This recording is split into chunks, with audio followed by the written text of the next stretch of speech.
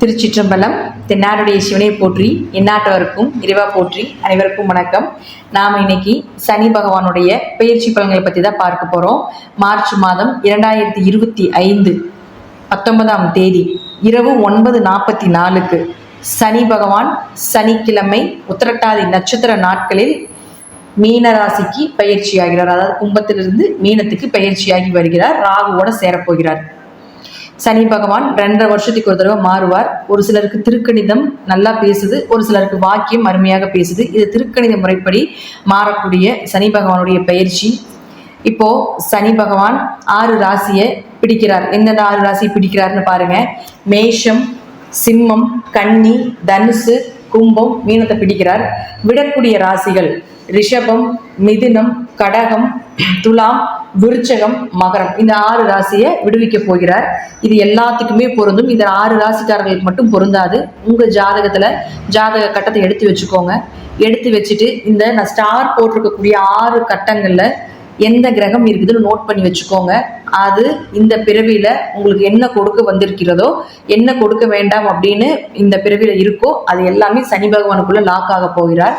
அப்போ ஒரு கல் இருக்குன்னா அந்த கல்லை உளிய வச்சு உடைச்சு அதற்கப்புறம் தான் சிலையாக்கி நம்ம வழிபடுறோம். அதே போலதான் இந்த 6 ராசிக்குள்ள இருக்கக்கூடிய கட்டத்தில் இருக்கக்கூடிய கிரகத்தை, அந்த அழுக்கை சனி பகவான் வெளியேற்றி நமக்கு நல்லது கொடுக்க போறார். சனி பகவான் கெடுத்து கொடுக்கக்கூடியவர் அப்படிங்கிற உண்மை உண்டு. கெடுத்துதான் மறுபடியும் கொடுப்பார். எல்லாத்தையுமே நல்லது கெட்டது எல்லாமே அந்த மாதிரி தான் கொண்டு போவார்.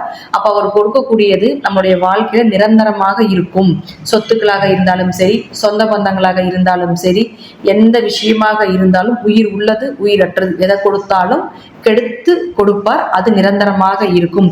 சனி கொடுக்க யார் தடுப்பார்? அதே போல சனி கெடுக்க யார் கொடுப்பார் அப்படிங்கிறது இந்த வசனம் கண்டிப்பாக பொருந்தும் அப்படிங்கிறத நான் நம்புறேன். இப்போ ஒவ்வொரு ராசிக்கும் சனி பகவான் என்ன பண்ண போறார் அப்படிங்கிறத நம்ம முழுமையா பார்க்கலாம். அந்த கட்டத்துக்குள்ள இருக்கக்கூடிய கிரகங்களையே நான் உங்களுக்கு தனிப்பட்ட முறையில உங்க ஜாதகத்தை வச்சு அனலைஸ் பண்ணும் பொழுது தெளிவாக புரியும்.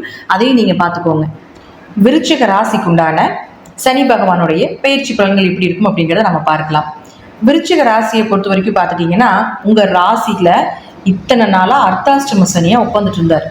வீடுனால பிரச்சனை, சொந்த பந்ததுனால பிரச்சனை, ஒரு வீடு மாற்றணும், ஒரு வீடை விற்றோம், இடத்த விற்றோம், அல்லது வண்டி வாகனத்தை மாற்றணும், வண்டினால நிறைய செலவு, நிறைய பிரச்சனைகள் வந்துச்சு, ஊருப்பட்ட விரயங்கள் ஆகி போச்சு, பயணத்தில் நிம்மதி இல்லை, மனசே நிம்மதி இல்லைங்க.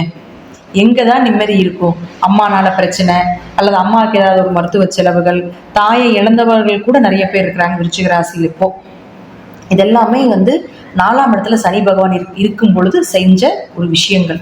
இப்போ அவர் 5ஆம் இடத்துக்கு போறார். ஏன்னா அர்த்தாஷ்டம சனினா அதைத்தான் பண்ணுவார்.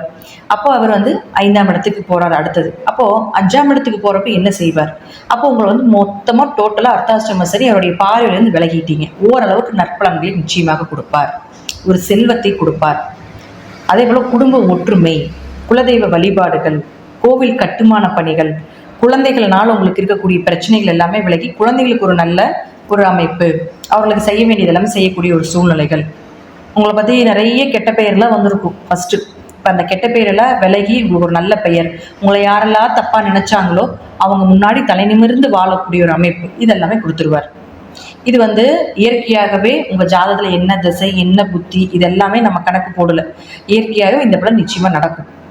யாரெல்லாம் உங்களை அவமானப்படுத்தினாங்களோ, யாரெல்லாம் உங்களை கண்ணீர் விட வச்சாங்களோ, ஏன்னா நிறைய இந்த மாதிரி நான் சொத்து பிரச்சனையும் நிறைய நடந்து, வீடு பிரச்சனை, நில பிரச்சனைலாம் நடந்து உங்களுக்கு சரியாக கிடைக்காம போயிருக்கலாம். இதெல்லாமே நடந்துட்டு இருந்திருக்கணும் விருச்சிகத்துக்கு. அப்போது இது எல்லாமே விலகி ஓரளவு நல்ல பலன் கிடைக்கக்கூடிய அமைப்பாக இப்போ இருக்குது. அப்போ சனி 5ல் வரும்போது என்ன பண்ணுவார்னா, கொஞ்சம் குழந்தைகளுக்கு கொஞ்சம் படிப்பு ரீதியாக ஒரு மந்த நிலையை கொடுப்பார். கொஞ்சம் அவங்களுக்கு மட்டும் கொஞ்சம் கான்சன்ட்ரேஷன் பண்ணுங்க. அதே போல் பெரிய அளவுக்கு ப்ராப்ளமாக நம்ம எடுத்துக்கிறது என்னன்னு பார்த்துட்டிங்கன்னா, குடும்பத்துக்குள்ள 3ஆம் நபர்கள் மூலமாக பிரச்சனைகள் வரும். தேவையில்லாத குடும்பத்துக்குள்ள நீங்களே பேசி பிரச்சனையை முடிச்சிட்டிங்கன்னா ஒன்றும் இல்லை. 3வது நபர் பஞ்சாயத்து பண்ணினாங்கன்னா பிரச்சனைகளை வரும், பிரச்சனைகளை கொடுப்பார். அவங்க மூலமாக பிரச்சனை. அப்போ மற்ற நபர்கள் மூலமாக, உங்கள் குடும்ப ரீதியாக யாருக்கும் வராது, மற்ற நபர்கள் மூலமாக, உங்கள் சுற்றி இருக்கக்கூடியவர்கள் மூலமாகத்தான் இந்த 5ல் சனி இருக்கும் பொழுது ஏதாவது ஒரு பிரச்சனைகளை கொடுப்பார் அப்படிங்கிறத அமைப்பு. இது அனுபவ ரீதியாக எடுக்கக்கூடிய ஒரு பலன். அடுத்தது பாருங்க, இந்த ஸ்டார் போட்டிருக்கக்கூடிய 6 ராசி கட்டங்கள்ல உங்க ஜாதகத்துல என்னென்ன கிரகங்கள் இருக்குன்னு ஃபர்ஸ்ட் அனலைஸ் பார்த்துக்கோங்க. இப்போ பாருங்க, அங்க செவ்வாய் இருக்கார். ஃபர்ஸ்ட் செவ்வாய் 1 மற்றும் 6ஆம் அதிபதி. அவர் அங்க போய் இருந்ததுன்னா பெயர் புகழ் மதிப்பு, கொஞ்சம் ஆரோக்கிய குறைபாடுகள் இதெல்லாமே இருக்கும். கொஞ்சம் உங்களுடைய பெயர் புகழ் குறையும். யாருக்கு என்ன செஞ்சீங்களோ நல்லது அப்படிங்கிறது வாயை திறந்து சொல்லவே மாட்டாங்க. செஞ்சுட்டு வாங்கிக்குவாங்களே தவிர திருப்பி உங்களுக்கு அந்த நல்ல பெயரோ அதற்குண்டான ஊதியமோ எதுவுமே கிடைக்காது. அவமானப்படுத்தாம இருந்தாங்கன்னா சரி அப்படின்ட்டு வந்துருங்க.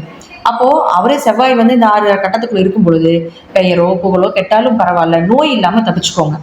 நோயோ வம்பு வழக்குகளோ கடனோ இதெல்லாமே ஏற்படுத்தி கொடுக்கக்கூடிய ஒரு அமைப்பு வந்துடும்.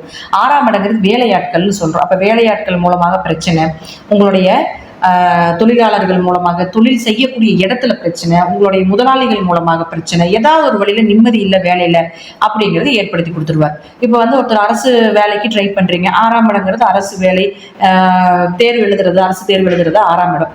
அப்போ எதிர்பார்த்த மார்க் கிடைக்காது, எதிர்பார்த்த வேலை கிடைக்காது, ஏனோ தானே ஒரு வேலையை அமைச்சு கொண்டு போறது இதெல்லாமே பண்ணிடுவார். அப்ப இதுலயும் கொஞ்சம் கவனமா இருந்துக்கணும். இந்த 6 ராசி கட்டத்துக்குள்ள செவ்வாய் இருந்தா. அடுத்தது குரு. இந்த குரு இந்த 6 ராசி கட்டத்துல இருந்தா பணம் கொடுக்கல் வாங்கல் கண்டிப்பா பிரச்சனை வரும். யாருக்கு பணம் கொடுத்தீங்கன்னாலும் திரும்ப வராது. தொழில் ரீதியாக தொழில நிறைய பிரச்சனைகளை நீங்க சந்திச்சுட்டு இருந்தாலும் பணம் கொடுக்கல் வாங்கல கொஞ்சம் கவனமா இருந்துக்குங்க. வேலையாட்களுக்கு சம்பளம் கொடுத்தீங்கன்னா கொஞ்சம் கவனமா இருங்க. அப்ப குழந்தைகள்னால 5ஆம் இடங்கிறது குழந்தைகள்னு சொல்றோம். அப்ப குழந்தைகள்னால ஒரு பிரச்சனைகள், குழந்தைகள்னால கொஞ்சம் மனக்கசப்புகள், குடும்ப ஒற்றுமையில கொஞ்சம் பிரச்சனைகள் கை வைக்கிறது இதெல்லாமே குரு இந்த 6 கட்டத்துல இருந்தா செய்வார். ஜாமீன் கையெழுத்து போடவே கூடாது. பேச்சால பிரச்சனை, குடும்பத்துல பேசி பேசி பெரிய பிரச்சனை பண்ணாம இருந்தீங்கன்னா சரி, குரு இதுக்குள்ள இருந்தா.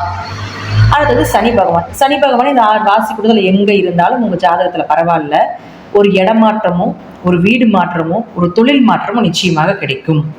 ஒரு ஆண் வாரிசு கூட கிடைப்பதற்குண்டான வாய்ப்பையும் கூட ஏற்படுத்தி கொடுப்பார்.